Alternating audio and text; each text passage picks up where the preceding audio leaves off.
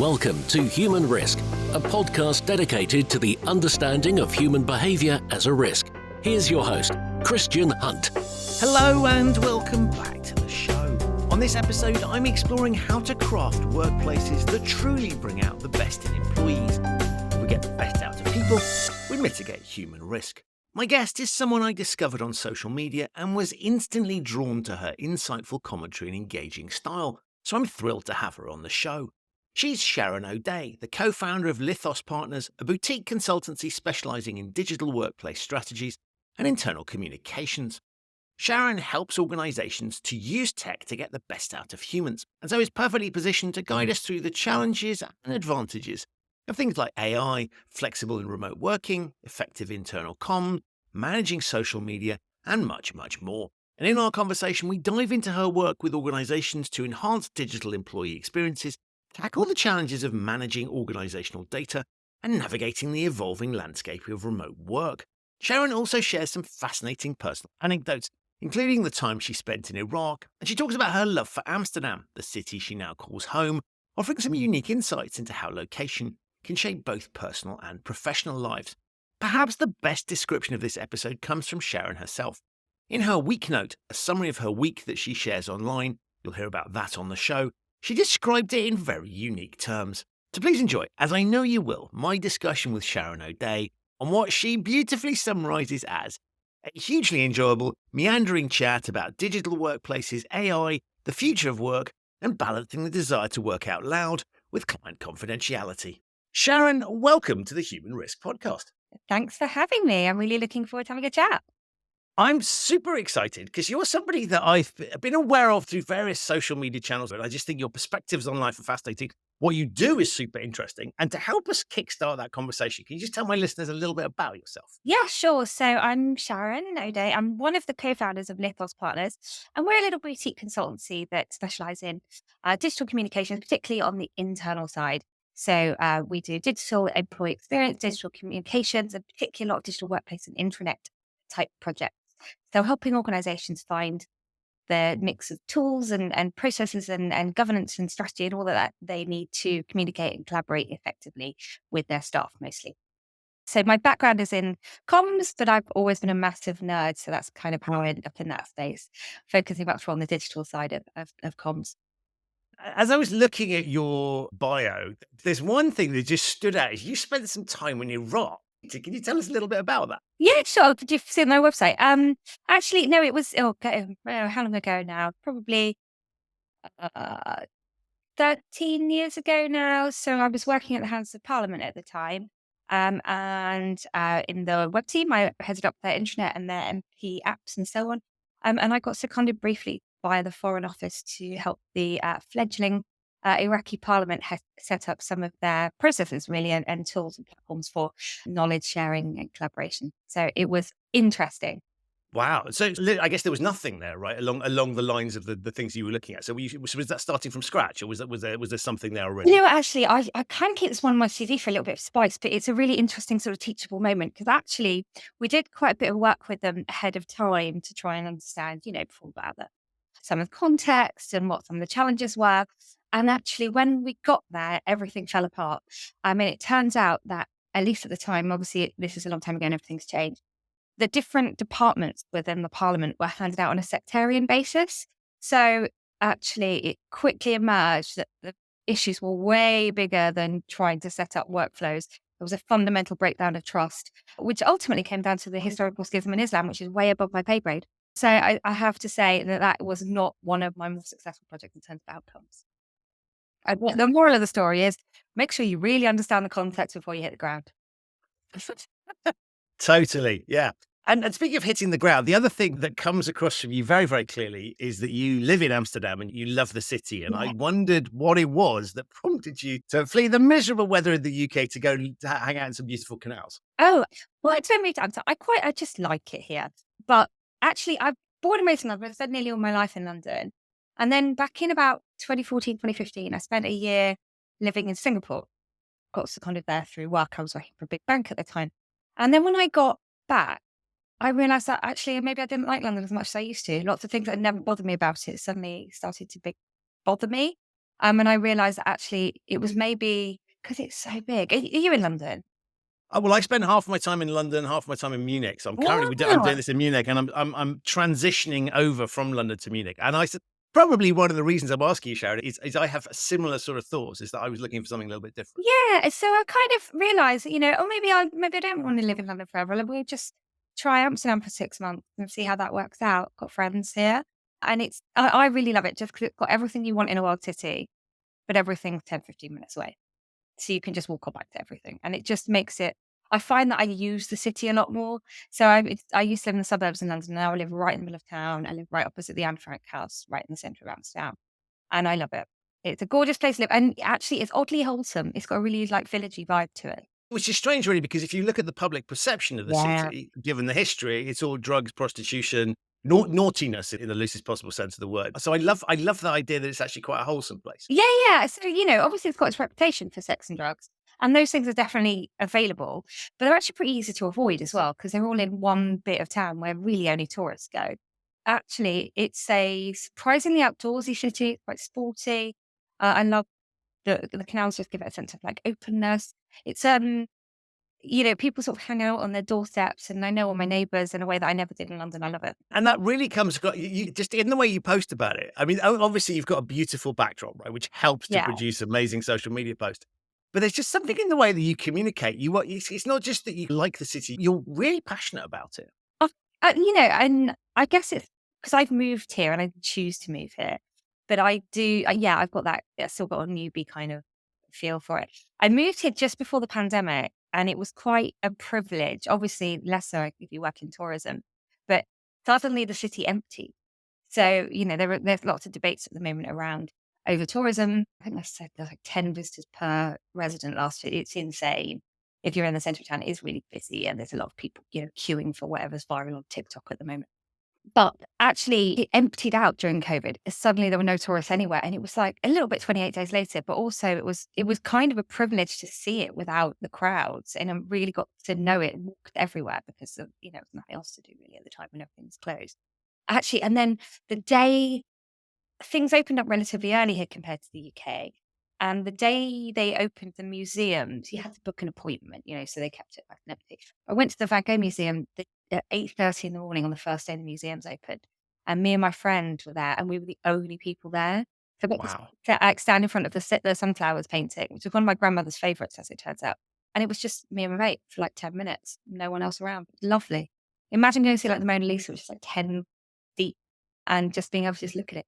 It was quite a privilege. And I know, there was some beautiful moments during what was otherwise a pretty horrible time for everyone. I love that because I do think those places. And it's so funny though because I'm part of the problem, right? Is I go to some of these museums and I'm like, I just wish everybody else would disappear. But it's a bit like the whole idea of I'm stuck in traffic. No, you're not. You are traffic. Yeah.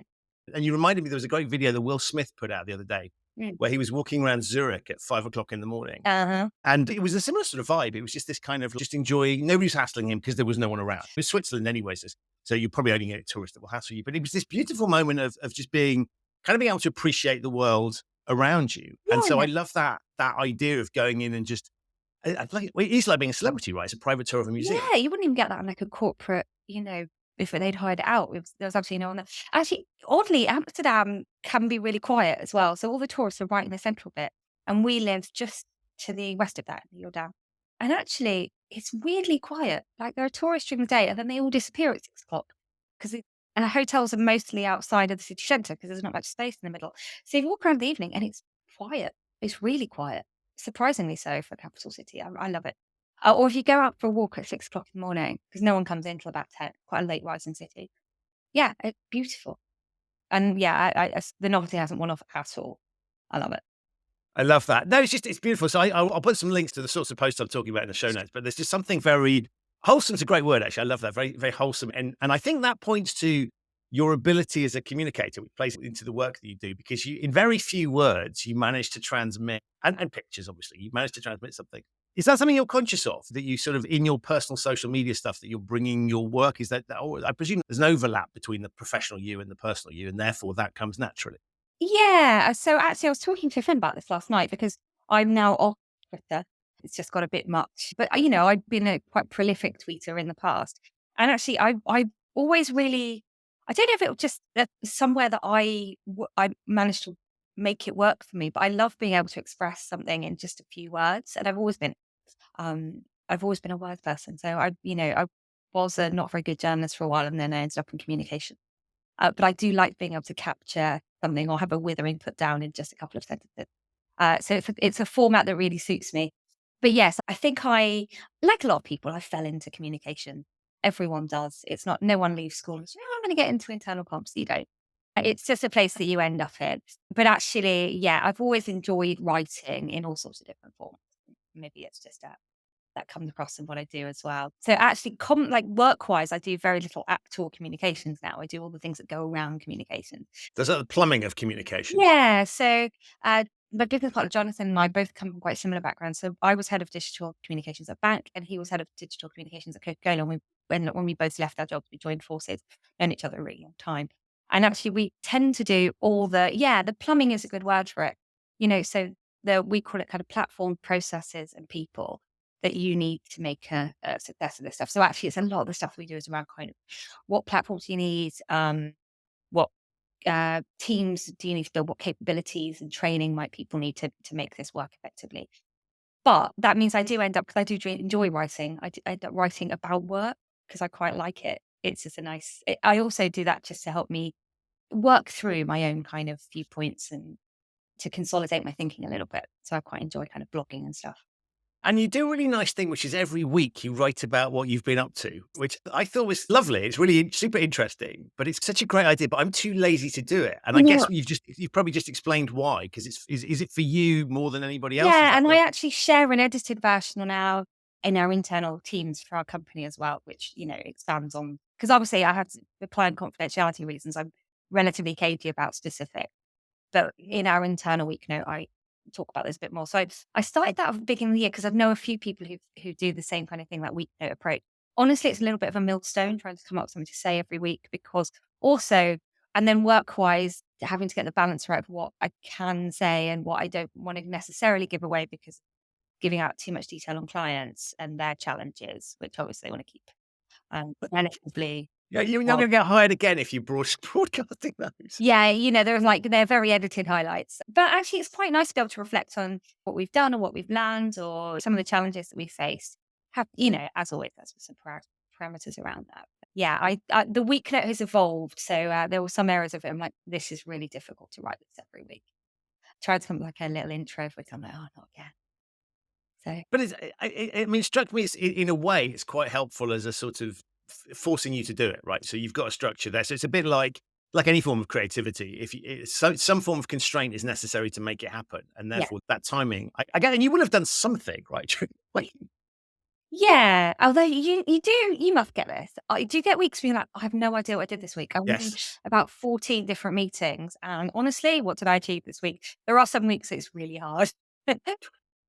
Yeah, it's almost like sometimes I feel like I need to go do something to mark the week. So I have this idea that whenever I travel to cities that I know well, Yeah. I have certain locations that I like to go to just to remind myself that just to check they're still there, right? But also just to remind myself that I'm there to almost mark it. And I think it's really easy nowadays, particularly when in the sort of digital world, where days can slip into weeks and slip into months, and there isn't that much.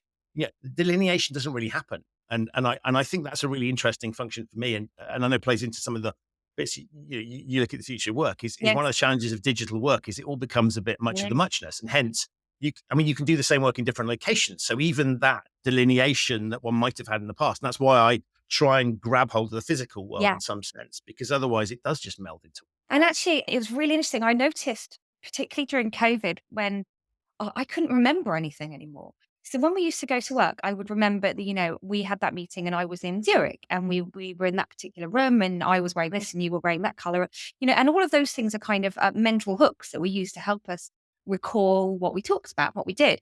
But then when it came to COVID, and I'm like, well, everything was just in here. Every single meeting is in the same place. And suddenly I was like, no, was that Wednesday? It's Wednesday again? Whole weeks would go by and I wouldn't remember anything. So I've had to, but actually, and now we've got into more of a kind of regular cadence with mostly, I definitely don't do as much. I know it may not come across my socials. I don't do as much work travel as I used to.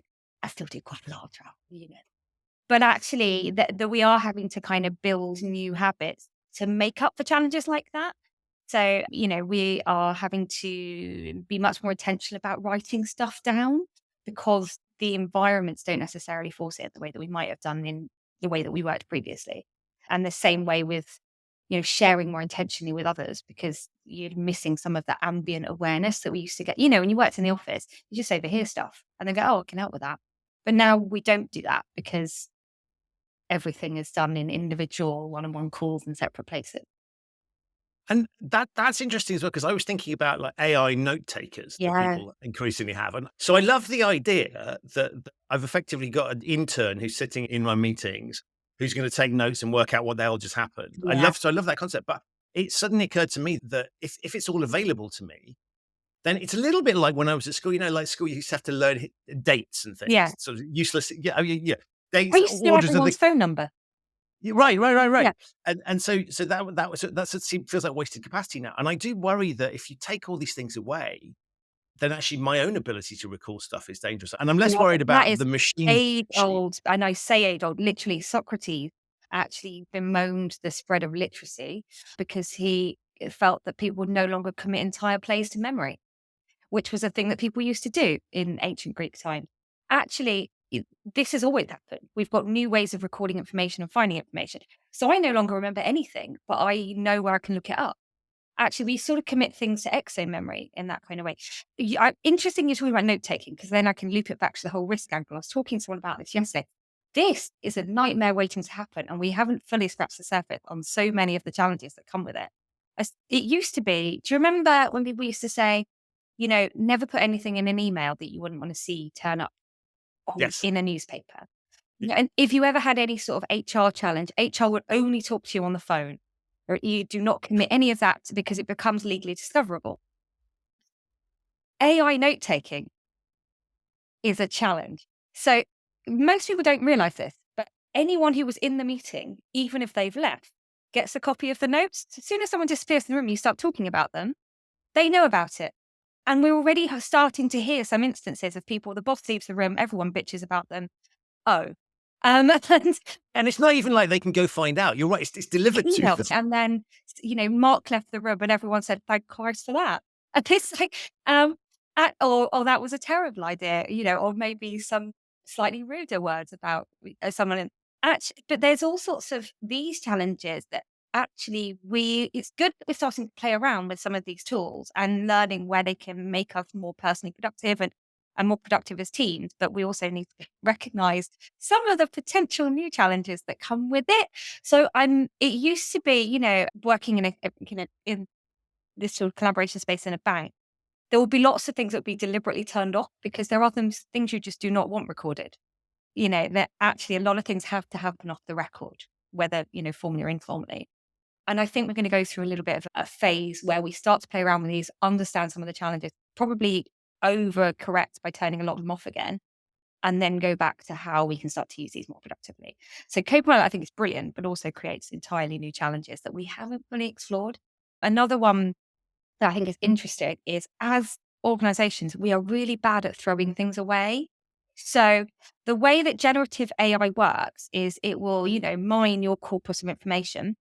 And actually, the real challenge is that a lot of it will use information that's in your corpus to create new content. It may base it on stuff that's fundamentally wrong, like old versions of policies that are saved all over the place. Actually, we're really bad at security trimming some of the things we've got in our organization that you don't know about it most of the time because you'd have to really dig to find it. But if AI is doing that for you, you then start to surface all sorts of things that you probably shouldn't have had access to in the first place. That's interesting because I was thinking back to organizational tendency, and you'll know this from banking, is let's pile legal entity on top of legal entity. Let's pile system on top of system.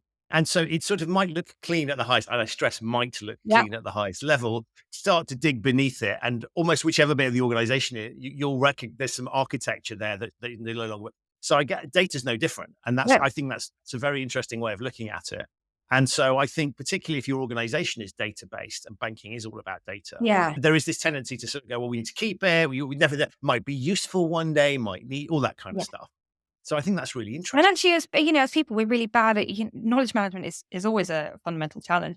But people will save versions of things in other places, and then you've got 15 different versions of something, and then maybe one of them gets updated, deleted, but all of the other ones that are out there never do. There is this, because the cost of storage is effectively zero, we've got just a lot of nonsense out there. And we're doing with a couple of organizations at the moment some what we're calling rationalization programs to try and kind of clean up their intranet estates in particular.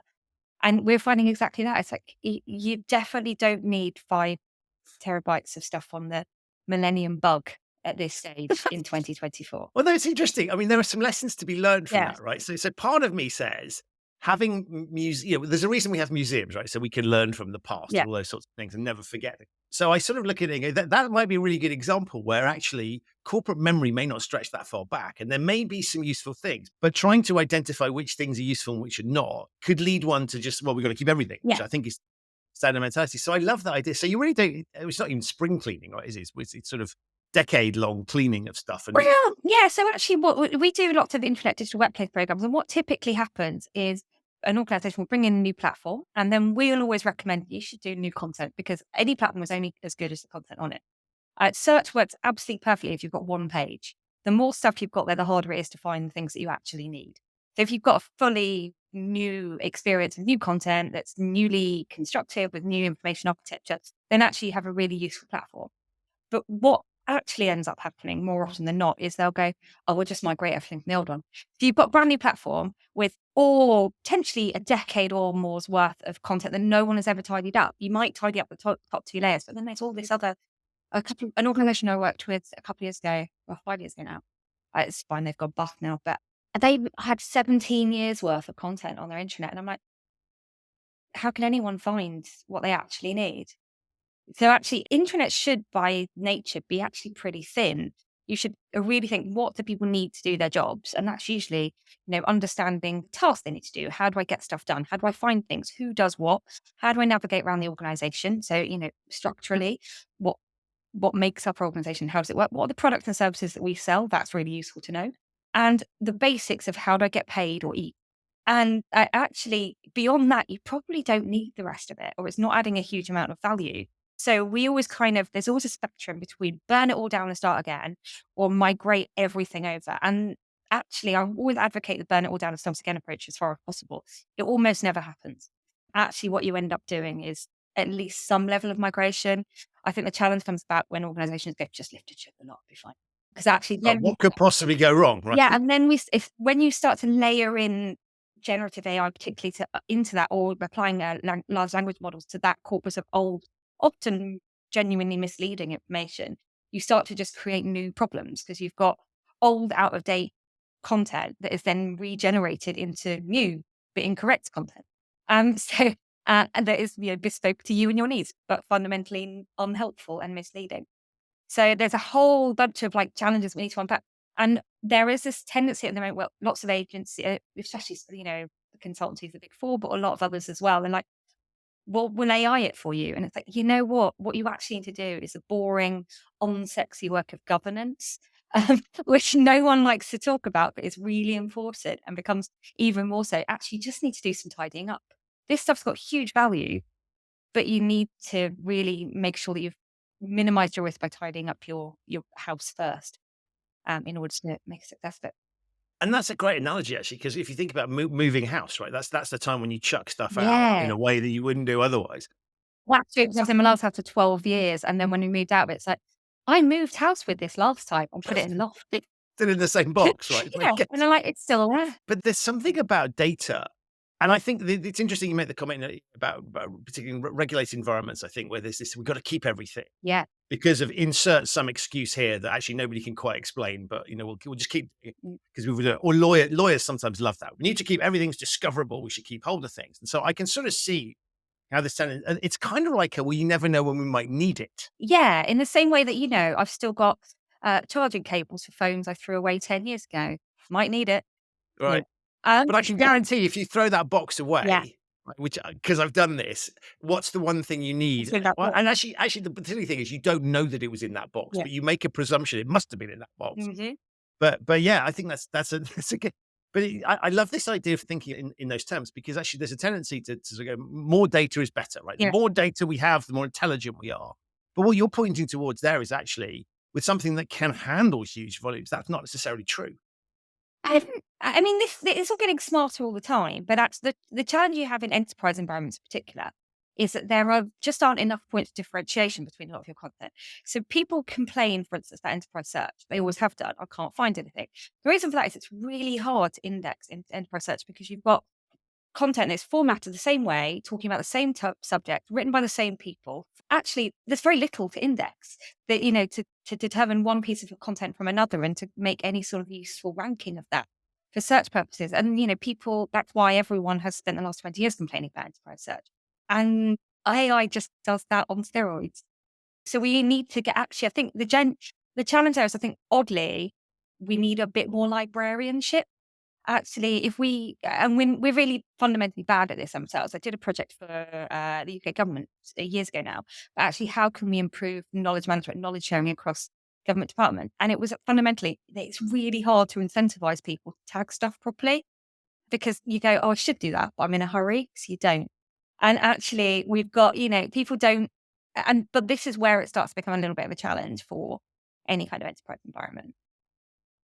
And that's interesting because I was just thinking about it. Tagging generally benefits the organization, not the. I mean, Yeah. because you know where stuff is, right? So I don't need to index my own stuff because I've got my own, probably sticking it on the desktop Yeah. or whatever. Right? But I've got my own system, so I'm okay. So I'm clearly doing that for other people. And the moment you're asking me to do something that's a pain in the ass for other people, well, why would I bother? Yeah. I can totally see that.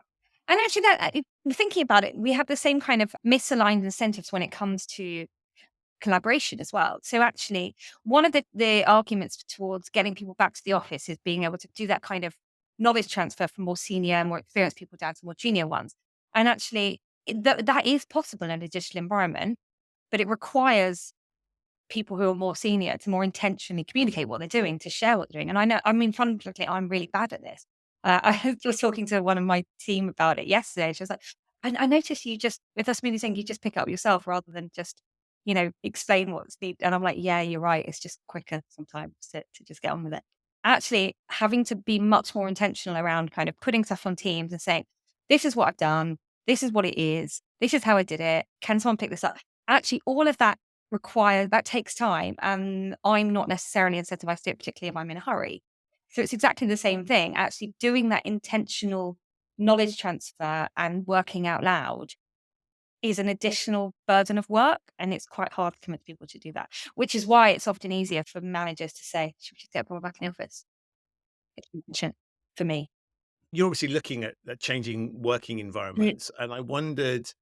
We've still got this tension between there seems to be a lot of fundamentalism from what I can see. So there's fundamentalists that we never need to go back to the office ever again, and then you've got the opposite, which is we can't possibly leave the office for a moment because what the world Yeah. will end.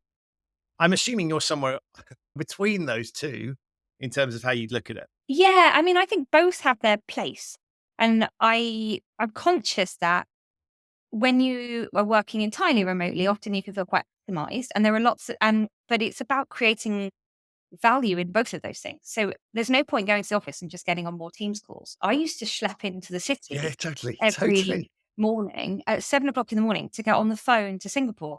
Ridiculous. I would like squeeze under someone's elbow on the train into Waterloo and then, and have to, and then I'd just be on the phone. So, well, this is actually a waste of everyone's time.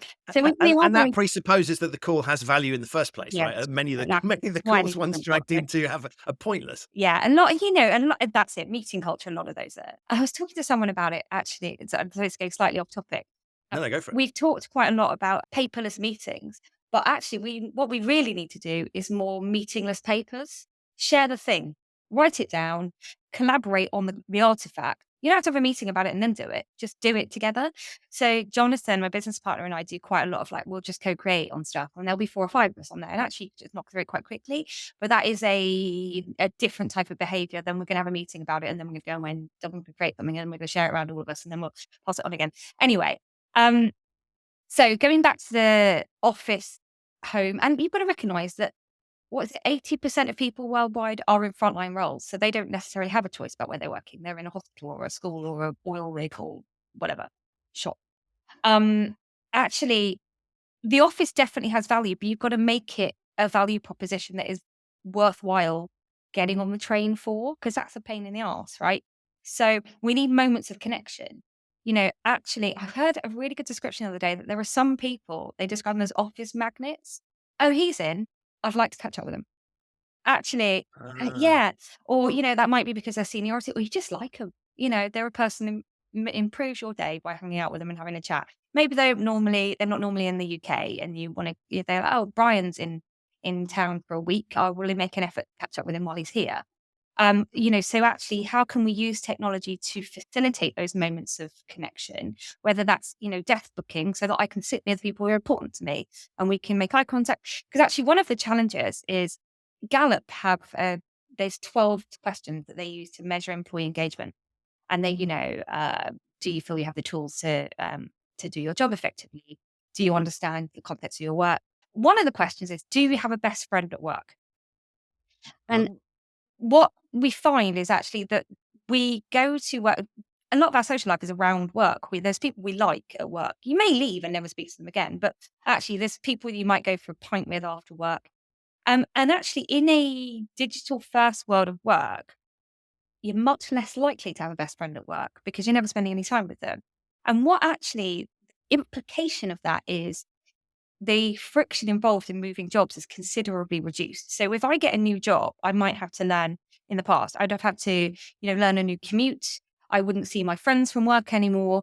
You have to then, you get into new patterns. But actually, when you're working remotely, you might get shipped a new laptop or not even that, just sent a login and an email.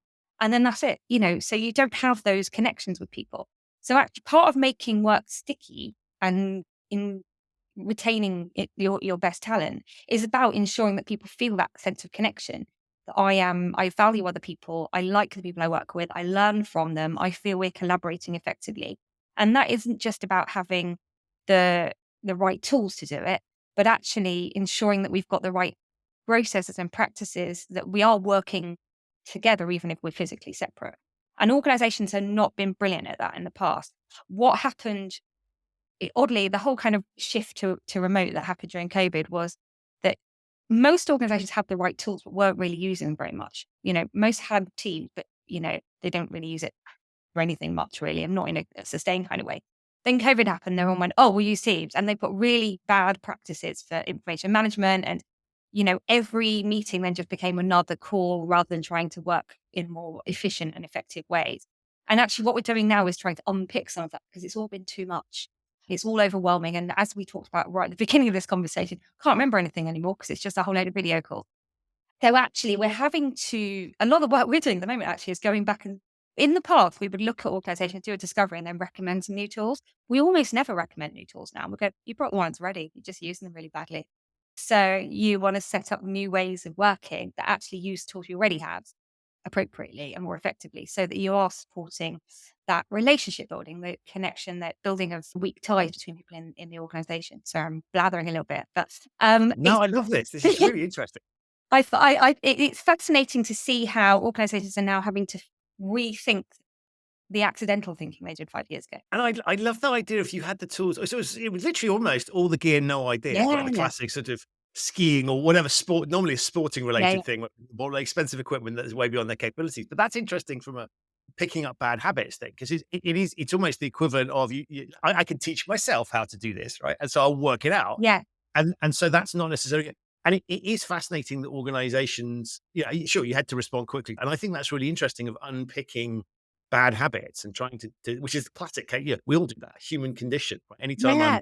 And actually, but if you think about the classic change management curve, normally what we'll do is decide, plan the change, communicate the change, make the change, and then, you kind of embed it. What happened with that kind of sudden shift to remote working was we made the change and then we communicated it afterwards.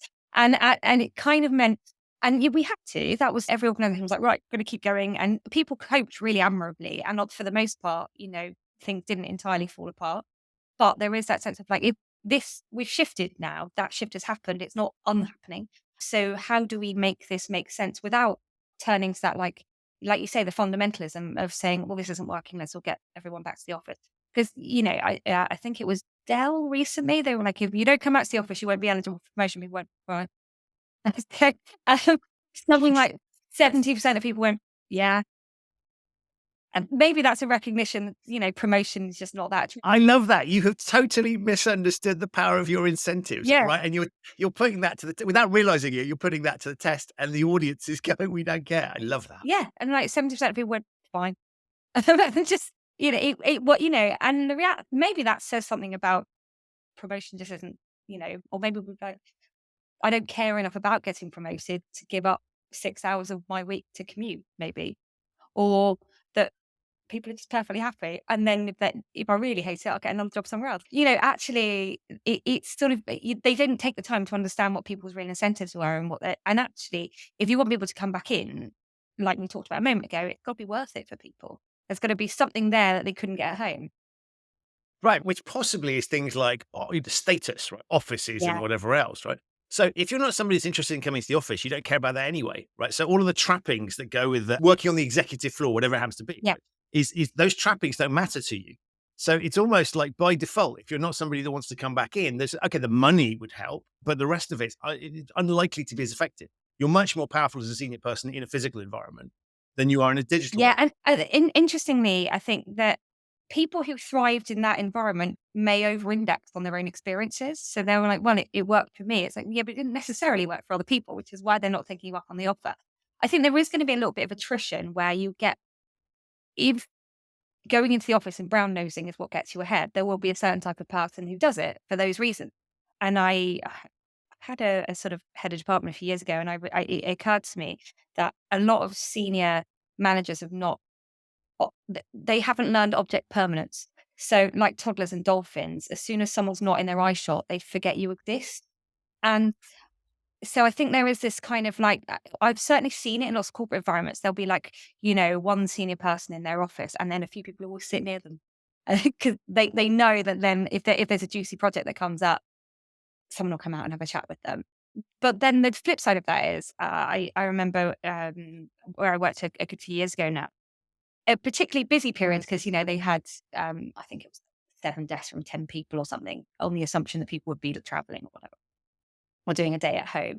And actually, it meant that when there were really busy periods like financial reporting, there would be loads of extra people in town. There wouldn't be enough desks. And anyone who got in later would have to work like right at the other end of the floor or down in the cafe. They might as well not be in as far as anyone was concerned, because people just assumed they were at home. And the reality was that would particularly affect anyone who did some sort of school or nursery drop-off on the way in, which it was women. And actually, there are some kind of second order effects that people go, that people don't really think through the implications for talent, for equalities, and so on of those kind of old ways of working. That actually, and digital in lots of ways can be a real leveler in that respect, that, everyone can participate on the same plane. But that does require, as I talked about a minute ago, rethinking some of our incentives, rethinking the way that we communicate and collaborate, so that is productive and everyone has that sort of visibility. And I love that point on hot desking, because you're absolutely right. It's always the economically efficient model. Yeah. On average, this many people are in the office, right? And we've done time and motion studies to prove that, or we use security pass swiping or whatever. So we know that. But of course, that's just idiotic because it doesn't measure the peak.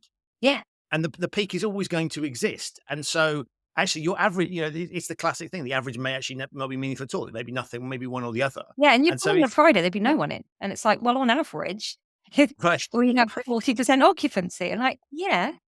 But that's insane. So so there's almost rethinking. Like, those were bad ideas in the old world. Yeah. But they're And we need particularly bad now. Prevent drifting back to a lot of those. And that, to their credit, there's lots of the digital workplace space is starting to tackle some of these around kind of, well, we need to move away from everyone working from home on a Friday to say, right, okay, if teams are only going on once a week, we're all, I heard one organization which I quite like was Wednesday plus one.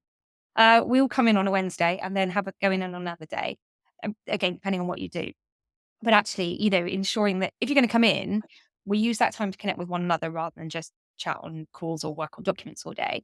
And that we make sure we coordinate that by physically being in the same place, whether that's, having some sort of team meeting or sitting together in some way so that we are forming those bonds. And it is does become a worthwhile exercise, but it does require kind of leading from the top a little bit. And again, as I talked about before, intentionality.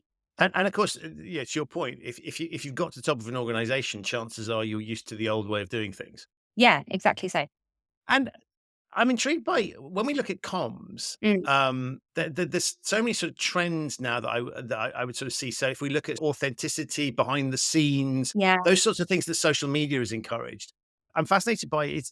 How does that play out in the corporate space? Because I could see you can see things that are really effective that work on social media. At least that's my excuse for Yeah. hanging out on social media, like to fight loud to see what's effective.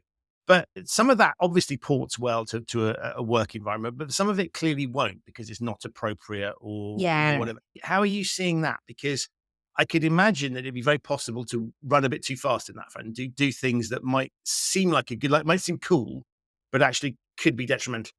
Well, I guess there's two countervailing trends here. One, and like about 10 years ago, enterprise social was a big thing. I think it was because it was like lagging the growth of social media externally. And lots of intranet digital workplace tools were really like, let's get user generated content. We're going to have the employee voice. All the good content will rise to the top. We can have, transparent, visible, authentic leaders. And actually, I don't know if it was COVID or just it sort of drifted out of fashion, but they are very much on the wane. And there's a recognition that actually there's a need for much more curated experiences. So professional communications that is much more user centric. So as I talked about before, what do people need to get to do their jobs and create high quality content that is very user centric? So we're drifting back away from social in the workplace. So for instance, Facebook launched what was originally called Facebook at Work in 2015. And that's what they used internally to work at Facebook. And that we don't need any sort of a published, what I would call a canonical intranet. We can just have our own social space. And it just didn't work because other organizations don't work like Facebook. You do need an authoritative source of content. Interestingly, Facebook then, 6 months ago now, withdrew Workplace from the market because of exactly that. It wasn't aligned with their core mission. It apparently wasn't getting traction in the market.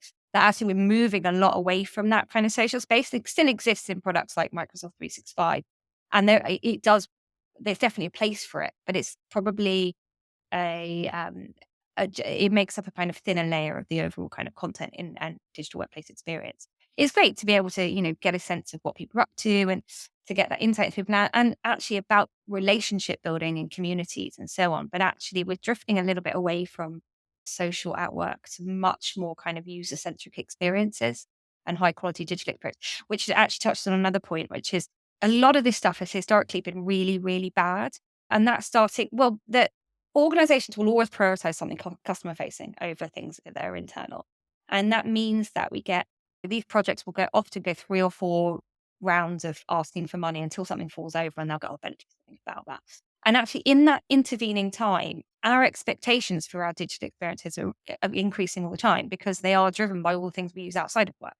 So mentally, we're like, why is it this hard to approve an invoice at work when I can use my banking app in 30 seconds to do anything in my personal life? Then you start to have like an experience gap between what we know digital can do and what we experience in the workplace. And there's often like a brand promise where we'll tell our customers that we're digital first and we're offering like best in class experiences on our apps, regardless where you work, are the best in the world. And then the people who actually work for you have to use these disjointed 10-year-old systems that are fundamentally really, really hard to use. That brand promise doesn't link up then. So there is a need that people's expectations of digital are evolving all the time. And then going back one to that changing patterns of work in a world where more of us are working at least some of the time remotely, then our digital channels are our employee experience. They're the way that we experience our employer, our relationships with our colleagues, the employer brand, all of that. And often that experience is quite poor. So there is a need to kind of up our game a little bit in that space. That's super interesting in the context of some of the work that I do in the compliance Yeah. space, where I've always sort of said that, often we impose processes on employees that we never dream of imposing on a customer, right? If that was a customer process, you'd scrap it immediately. But it's all right. It's just we employ them so we can just tell them what Yeah. to do. So we don't really care. And so I always describe it as poster children from the machine, right? The worst policy or the worst process or annual whatever you need to do thing, Yeah. that's your poster child for how the organization thinks of you. Yeah. And I hadn't thought about the fact that in a digital environment, of course, that becomes much more prevalent because you can kind of sugarcoat it a little bit by doing nice things in person. Yeah. But if it's largely digital experience now, that really does matter. And you're absolutely right. It's like it's the lowest. It's like, oh, we've got a bit of cash left. Let's do the internal thing. Or in the case of compliance stuff, no money available whatsoever until it blows up. And then Yeah. suddenly there's a big pot of cash when the regulator's coming over the hill. Yeah, and bad UX costs money and productivity, and all of those little hard to use systems or illogical processes, they're not much on their own, but those little frissons of annoyance add up over the course of the day to a whole ball of frustration. And what actually ends up happening, and we talked about before, like people don't tag things because it's annoying and it takes time. And then you apply that to pretty much everything. What you get is kind of minimum compliance with everything. Like, what are the fewest fields I need to fill in or whatever this form is to be able to put it? And there are some high profile examples. I think it was City, maybe a couple of years ago. Again, they just had a really, really hard to use internal system. And it ended up with them fundamentally like giving out loans they shouldn't have done. I think it was, correct me if I'm wrong. It was bond payments that were made to people that weren't entitled to it, and the total got to quite a large number. And that sort of thing happens internally all the time. It's on procurement or finance or all your HR systems. A lot of them are really genuinely terrible. And because it used to be that IT teams would buy all of these internal systems, but now we've got a sort of hot mess of SaaS tools. Every department buys their own stuff now, and then these have different user experiences. They don't necessarily talk to each other.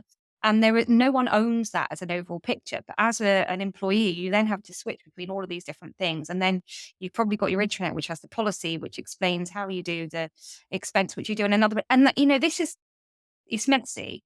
And actually that context shifting has a cognitive cost of like, something will ping, I go back to it. And then suddenly I've lost 15 minutes. And you become unproductive because this stuff just doesn't work nicely together. Now, in an ideal world, we hide the join. So actually, this is becoming a lot easier over time. You might everyone would be happier if they never touched Oracle again.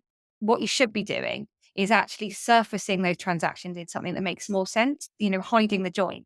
I've sort of described it as, if you ever see a swan swimming like on a river or a lake, they glide quite gracefully. But actually, if you see under the water, they're paddling furiously. What we need to do is hide the mystery, that paddling shouldn't be visible to the employee. It should be something that just it works and hides all the complexity so that people can just get on with the things they'd rather be doing. Thinking about communications in terms of what because obviously we've now got tribes developing. Yeah. In the office tribe, the stay away from the office tribe, whatever. As with many other things, Sharon, in the world, there's this sort of, divisions are becoming more and more obvious. I was thinking in terms of nowadays, obviously we are all used to personalized communications in our private lives. You will get them, I get them as well. We've also seen very personalized communications. I wonder how is that playing out for organizations? Because particularly as they try and get more diverse populations, and we think about things like neurodiversity, it's much more of a challenge now, right? I guess because in the old days, you could treat all employees like they were one block. And we saw large global organizations to a certain extent try and pretend that they are one thing global. Is that one culture, whatever? But we know there are differences. How's that? I mean, that's quite a big challenge, isn't it? To try and communicate with people, again, reflecting their either the experience of what they see happening to customers or what they're used to seeing in other contexts. Yeah, actually, this is a space that is getting better, I think, because what happened in the past is we have tried to do that, but actually we overwhelm people. People get so many messages. If you think about, as a consultant, I have email addresses for like companies I don't work for, but we work through. I'm not an employee, but I'm a kind of pretend employee. So I get all of them. Right. And, so I've got a bank email address and I'll probably get one IT communication every single day because I'm kind of pseudo employee of that bank because we're doing some consultancy for them. So you get to see all of this. And actually what we're finding is that when we do discovery with those kind of organizations, people just tell us, well, just don't read half of it. There's too much. Actually, people are overwhelmed by the number of messages they have to get, and they've got stuff on their intranet, they've got stuff in, Microsoft Viva or whatever, and then you've got everything that lands in your inbox. So actually, organizations are increasingly looking at kind of getting smarter with targeting, with personalization, And that can happen in two sorts of ways. What we traditionally kind of recommend is a mixture of what we call prescribe and subscribe. So stuff I definitely have to tell you, compliance reasons, or I need you to know stuff that comes, from the top level of the organization. There might be stuff that you will get on due to the nature of your role or position in the business. Say, as a line manager, there's stuff that you might receive that they wouldn't necessarily send to everyone else. As HR teams in particular have absolutely loads of data on everyone. We should be able to do this. And actually the tools exist and they're getting lots better. And then there's the subscribe, which is things that I want to hear from you. So maybe I'm in one part of the business, but I regularly work with the legal. I could opt in to receive stuff that would ordinarily only get sent to the legal team, for instance. I might get stuff based on my physical location. Maybe I'm based in Taiwan. Actually, we should be able to get that matrix of content that is driven to people on the basis of their quite individual mixture of needs, that kind of opt-in and prescribe type affair. Now, we can layer into that a lot of the behavioral stuff as well, which is actually there are lots of tools out there that you can use that get smarter on, using the kind of techniques we use in external marketing. We can look at, have people already read this? Have they already acted on it? We can retarget. So a very large pharma firm, for instance, it has, I think I read somewhere, 100,000 versions of its email newsletter because everything's so personalized on your behavior, your HR data. So almost every employee in the organization gets a slightly different version. Based on all manner of different parameters. We can do that. That's getting really cheap, really easy, smarter. It does require communicators to learn how to use these tools, but the technology behind it is actually really smart these days. It just requires us to use the data we almost certainly already have to help people to get, because actually the only thing that cuts through now is relevance. We're all just getting too much stuff. So when you think about it, there's about 100 blogs that I probably read occasionally. The ones that I actually do click on is where I've subscribed to some sort of digest. And then I will pick out by reading the headline, the stories that interest me, and then I'll click on them and go there. We need to do that at work as well to cut through the noise because there's too much. I love that. That sounds amazing. And of course, the challenge in the other way is that the arse covering stuff. Well, it's safer for me if I'm responsible for legal or compliance or IT security. If I've told them job done, right, I can tick the box. And so there's this tendency to, and we see this in what goes into mandatory training and all this. Mandatory training, there's this tendency to overload people and for the risk to be dumped on the employee. Yeah, absolutely. And then I heard from one organization we work with, the phrase popped up, send more to make sure, which is just, that actually there is this kind of tendency to go, we know we've got a problem with people having really crappy passwords. We'll just send out another email. And actually, it doesn't make any difference. Actually, you've got to understand the organizations that get this stuff right are ones that really kind of go, what worked last time? What was good about it? How can we iterate that? What was the most powerful? And actually, things like IT security are a really, really good example of that because we've all got a really sharp appreciation of the privacy of our own data, but we don't do that when it applies to anything else. So actually, if my payslip came up on my home screen every time I opened my laptop, I would be really good at locking my laptop every time I stepped away from my desk. That's genius. But we don't do that, do we? I love that. That's such a nice idea. But it is fascinating because I always think of do a comparison between marketing and say compliance or HR, IT security, whatever, right? To do a marketing campaign and you go, I need a couple of £1 million to do an ad campaign. And you go, okay, well, how do you know this is going to work? And you say, well, we've done some research, blah, blah, blah, blah, blah, blah. You wouldn't say, we have no idea. We're just going to roll out the same campaign we did last year. And in fact, it didn't really work. So we're going to do more of it. Yeah. And yet that logic is what's deployed internally is that people kind of go, it's like we've had a rule breach or people aren't doing it. Let's do more of the same thing without questioning whether that thing might be contributing to the problem. Exactly. And I think it's astonishing. And we don't, again, this is getting a little bit better, but internal comms teams are traditionally incredibly stretched. So you'll often have one or two people in large organizations like banks, you'll have bigger teams and they might get agency support on key things. But generally speaking, organizations, they will have, and that team will have to do everything, manage the platforms, write the communication, do all the internal stakeholder engagement. And what the things that then fall off the radar are measurement and continuous improvement. There is a lot of and there is a lot of that, I'm just sending that because it is tick box, it got sent. There's a difference between something being actioned and sent and making an impact. And we are able to test that impact, but we don't do it very often. What's good about some of the newer generations of tools is they can do a lot of that for you. So some of the smarter email tools, for instance, will give you suggested improvements. This will be better if it were 10% shorter. We know that the emails that are under 300 words are more likely to be read all the way to the end. We can get actually a lot of this is built in, but it's a little bit of a capability build thing of understanding, getting the training and awareness. But also some of it is cultural as well. Some organizations will be like, I've got that stakeholder off my back because I sent it. Right. But it's like you wouldn't put audit in charge of your internal comms, and yet that's the whole strategy you've talked about. And I love that send more just to make sure. I think brilliant, right? But you wouldn't put them in charge of it. And that's implicitly what you're doing. Very much so. Yeah. And particularly when it comes to those kind of awareness campaigns, either we've got things like, every now and then there'll be kind of like a phishing email campaign. I'll go, congratulations, you weren't an idiot. And actually, but that just infantilizes people. So we do need to be a bit, have an adult conversation with people about the implications of some of those challenges and why we're communicating around some of those key issues. But actually, some of it also is about people have just got a lot of things to remember. So actually, a lot of times it's like, going back to the point made before, how do we build this stuff into the very nature of the tools we have from a design perspective rather than just having to send a reminder? And you've reminded me of what I always used to do when I come across bureaucratic emails, which was they kindly provided a phishing button to report suspicious emails. So anytime I got something that looked crappy and bureaucratic and boring, right, I knew damn well it was genuinely the real us, but send it off, right? Because nobody in this organization would, because that looks suspicious, right? That can't be this organization because we're lean. It's amazing. And then the brilliant thing I always found was it's astonishing how many things never came back to bite you. Right. Don't participate in this survey. Don't do this thing. It's probably 1 out of 10 that will actually chase you up. And then you go, okay, this is actually important. I will do something about it. Actually, interestingly, I had one recently where we were doing discovery. We do quite a lot of discoveries, which is kind of going into organizations and assessing what's working, what's not working when it comes to their kind of channel mix, their platforms and so on. And we often do like a survey and then we follow up with a whole bunch of interviews.